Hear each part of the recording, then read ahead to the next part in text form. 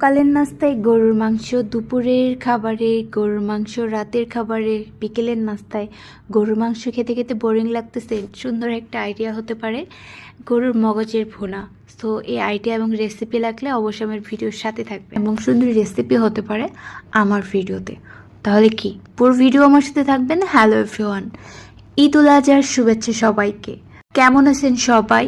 মাংস খেতে খেতে কি বোরিং ফিল করতেছেন? মগজ খেতে কে কে লাইক করেন? আর আমি মগজে একটু কলিজা ছোট ছোট করে অ্যাড করব। খুবই সুন্দর অ্যান্ড সুস্বাদু খেতে হয়, টেস্টটা অসাধারণ আসে। চলেন তাহলে মজাদার একটা রেসিপি বানিয়ে ফেলি।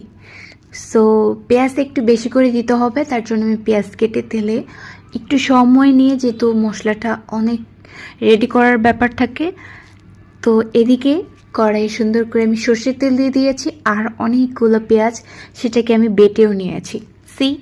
দেখতেই পাচ্ছেন, লাইক একটু ভালো অ্যান্ড ডিফারেন্ট সুস্বাদু ভিন্নতা খাবারে আসতে হবে, এটাই হচ্ছে technique. So by the way, সামনে বাড়াই মানে রেসিপিতে। তারপর রসুন সুন্দর করে পরিষ্কার করে নিয়ে তাকে পেস্ট বানাতে হবে। আর রসুন, আদা, তো এগুলো একটু বেশি বেশি করে দিতে হবে। তাহলে যদি ফ্যামিলিগতভাবে আপনার বেশি মানুষ থাকে, বেশি বাড়াতে হলে পেঁয়াজটা আরও বেশি অ্যাড করতে পারেন, রসুন আদা।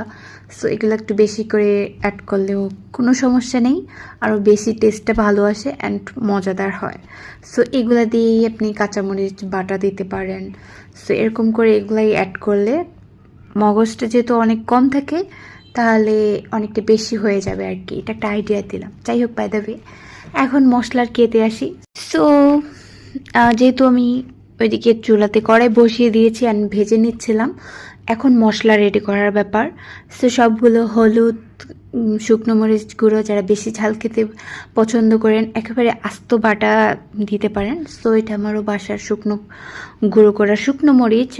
সো আমি এটা সব একটা পানিতে বা এটা একটু কুসুম গরম পানিতে অ্যাড করলেও লাইক একটু পেস্ট বানাতে হবে, তাহলে সুন্দর করে মশলাটা কষানোর জন্য অনেক ইজি হবে। আর এতে তেলে দিলে পুড়ে যাবে না, এটাও একটা দারুণ আইডিয়া হতে পারে। সো এখন হচ্ছে ভুলে গেছি, ও ইয়েস, ফল মশলার 1 চামচ, সবগুলো পরিমাণ মতো দিয়ে দিবেন যার যেরকম। সো আমি 1 চামচ আপাতত দিচ্ছি, পরে অ্যাড করতে টেস্ট অনুযায়ী আমি অ্যাড করব। সো সুন্দর করে পেস্ট বানিয়ে তারপর আমি ভাজা পেঁয়াজের উপর দিয়ে দিলাম। এখন হচ্ছে সবগুলো আমি ঢাকনা সুন্দর করে কাভার অ্যাড করতেছিলাম। আর ঈদে কুরবানিতে কার কার কি বেশি সব থেকে ভালো লাগে, কি কি রেসিপি ভালো লাগে